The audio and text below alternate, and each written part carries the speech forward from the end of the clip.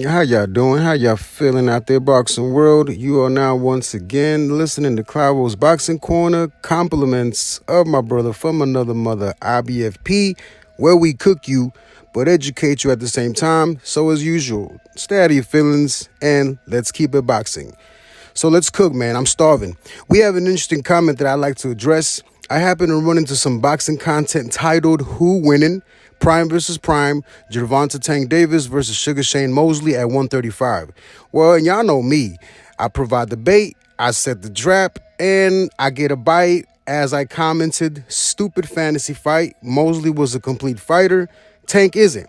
Apparently, it rubbed YouTube user by the name of Goku-sama4445 the wrong way as he responds, how was Tank not a complete fighter, but someone that needed to take steroids and still lost is? Or do you just hate Tank that much? To start off, nobody here feels the need to waste any kind of energy on a fighter who is irrelevant, and the only reason most of his fans love him is for everything else that has nothing to do with the sport of boxing. So let's compare them at 135, shall we? This is hilarious, bro. Now, Sugar Shane Mosley is a Hall of Famer and arguably is considered a legend and all-time great. At 135, Mosley became IBF champion via unanimous decision over Philip Holliday in 1997, and in between then till the end of the year of 1999, he's had 8 consecutive successful title defenses before moving up to welterweight in hopes of securing a clash with boxing's cash cow at the time, Oscar De La Hoya.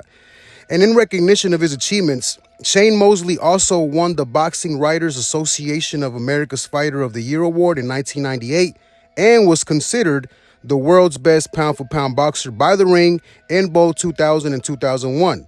Now, let's see what Tank has done since he started at 135, shall we? Now, Gervonta Tank Davis won the WBA regular lightweight title in 2019 when he fought 38-year-old Yorkis Gamboa and has 4 defenses of that Reggie belt from 2019 to 2023 until he was elevated to full WBA world champion. Tank hasn't fought a legitimate lightweight world champion since he's been at 135, and to make matters worse, the last time he fought a world champion was Leo Santa Cruz for his super featherweight WBA world title, which was back in October of 2020. So I'm confused. You move up to fight Gamboa for a regular belt just to go back down and fight Santa Cruz for a world title, which I'm confused. I don't see what the point of that move was, but okay, he's a complete fighter, sure. And why are we bringing up the steroid scandal when that was in 2003 when he was about to fight Oscar De La Hoya for the second time? And this was at light middleweight, dumbass. And let's not mention everything else that Mosley has accomplished afterwards. Until this day, Tank is 30 years old, quoting retirement, and is still at 135, and his recent accomplishment is getting a majority draw with a super featherweight, another super featherweight fighter in Lamont Roach Jr., which is now requiring his rematch, but Tank is too busy fighting court cases, which are delaying the rematch. This fantasy fight is an insult and disrespect to Sugar Shane Mosley.